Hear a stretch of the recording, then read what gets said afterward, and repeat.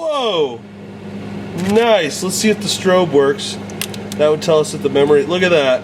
Wow. Well played, Fenix.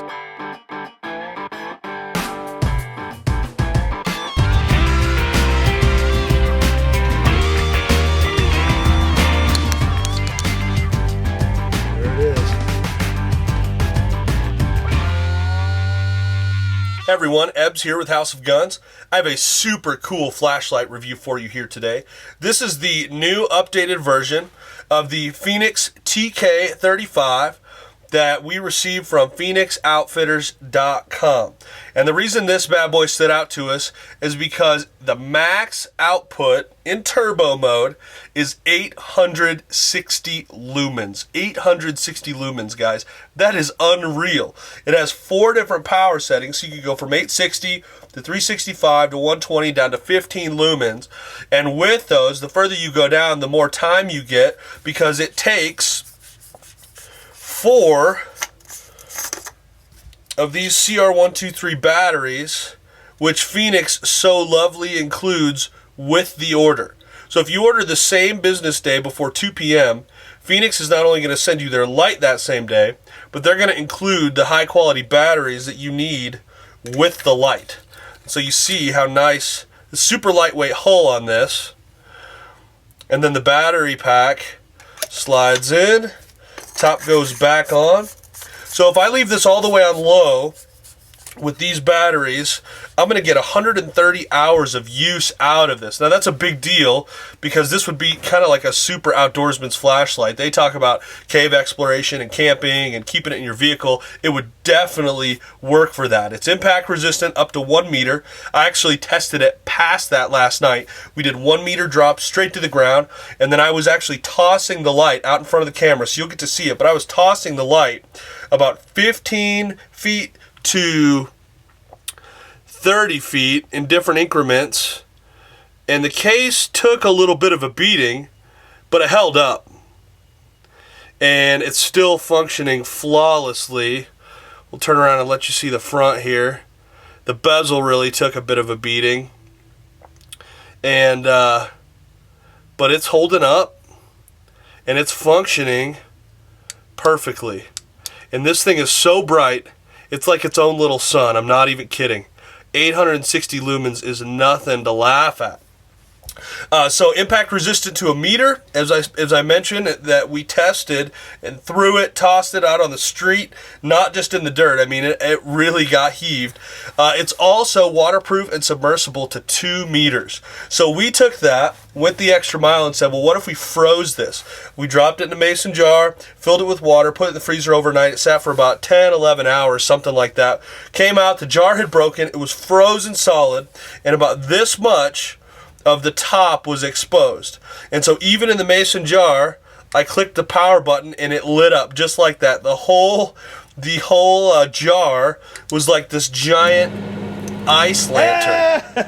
And I was extremely encouraged to see that. Left it on, broke it apart, and it's no worse for the wear. So just in the last 24 hours, we've tossed it, thrown it, submerged it, and then frozen it, broken apart, and it is still totally withstanding everything that we've thrown at it, which is encouraging. That's what you want from a utility light, something that's potentially going to get abused. Just as a size reference, I have my little PD32 here. This is also a Fenix light, but you can see this would be kind of a tactical light, an everyday carry light. It also has a CREE bulb, but it's a maximum of 315 lumens. So when we tested this last night, you could tell at about 130, 120 yards, even under a street light, this one is so intense, shining right in the camera, and this little guy almost looks like we lit a match. You wouldn't think that it's that big of a difference. And inside of a house, inside of a closed room, 315 lumens versus 860, they're both really bright. So if you're shining it off a wall,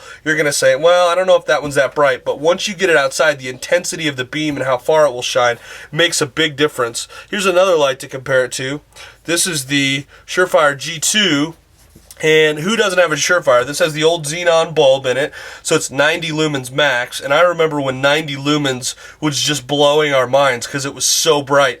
But this takes 2 of the CR123 batteries. It doesn't get nearly as bright. You can see this one's actually in a Mission First Tactical TSM rail mount, and so it seems a little bigger, but I can lay it down there, and you can see the size comparison. It's not huge. The Fenix TK35 is much smaller than even like a 3C mag light, but it is going to be bigger than these tactical lights or these everyday carry lights would be. So it's not going to be that that type of I'm going to put it in my pocket and carry it along with me wherever I go.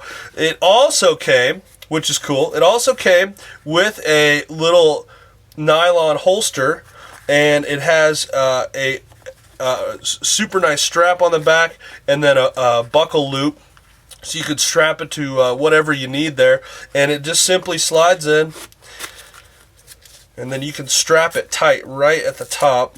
So if you want to put it on your belt, if you want to put it with camping gear, you've got that, and it's readily available even on the outside of your pack instead of having to stuff it on the inside and search for it with all your other stuff. So that's the package. We received this one from PhoenixOutfitters.com. I think the retail on it comes in about $110, $112, and it's good to see a light that advertises a lot of brightness, but that can also take a beating and really come back for more. The power button is still perfect on it, even after tossing it around.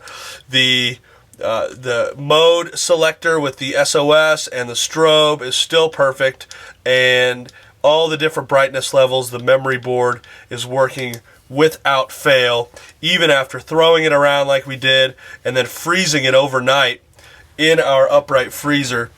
Absolutely perfect. This sucker's going in my truck as soon as I finish this review. So folks, this is Ebbs with House of Guns saying happy shooting.